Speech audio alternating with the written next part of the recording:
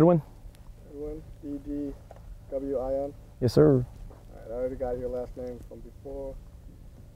What's your billet? Section Chief.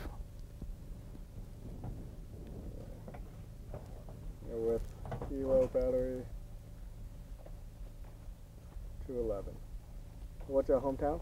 Kapolei, Hawaii. How do you spell that? K-A-P. K-A-P. O-L-I-E. I-E. Y.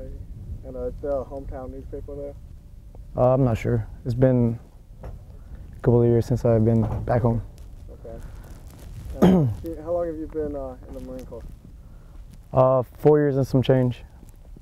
So, first question, why is artillery important to the Marine Corps? Well, artillery is important to the Marine Corps because it changes the battlefield and the things that we do. When our brothers are out there and things don't go their way and they're stuck somewhere and they need our help, we'll get them out of that tight situation.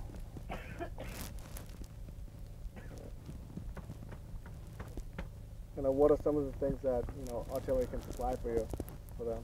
How does it help them? Well, during night we could eliminate a whole grid square for them. We could give them some vision. We could also shoot HE rounds for suppressing the enemy. If enemy is hitting a bunker, we could take that down real quick. We could basically lay rounds and support them in a direct support to send rounds down range and help our brothers out there and change the battlefield.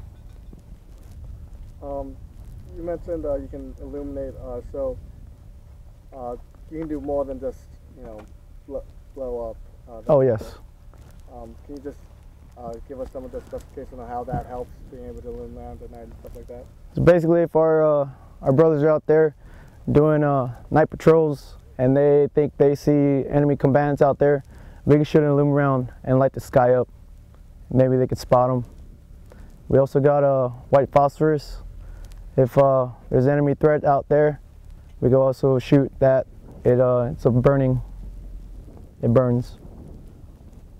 And then we could use HE, which is used for mining. And then also our fuses, we could put it on point detonation, or we could have delays on it for bunkers. Gun line, CO.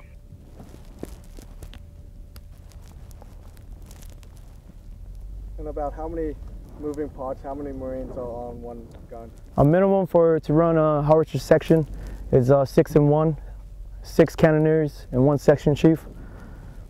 And that's the bare minimum. And that's basically what we're running on right now. It's a lot of moving parts. Obviously we got our 7-ton over here, and behind me I have my 777, which weighs about 10,000 pounds. So safety is paramount to us. With my Marines, safety is always first. And there's a lot of moving parts. The spades that we drop is like 200 pounds. And the rounds that we pick up is 100 pounds. It easily affect the Marine and take them out of action. All my Marines and my cannoneers have to pull their weight so we get the job done. And it's all about mission accomplishment.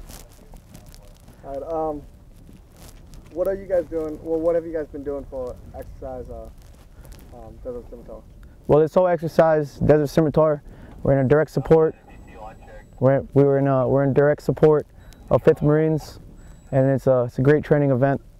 I mean, obviously you can see we're bunkered in basically, and we're in a defensive position, and we're just out here to shoot artillery, and we train the way we fight.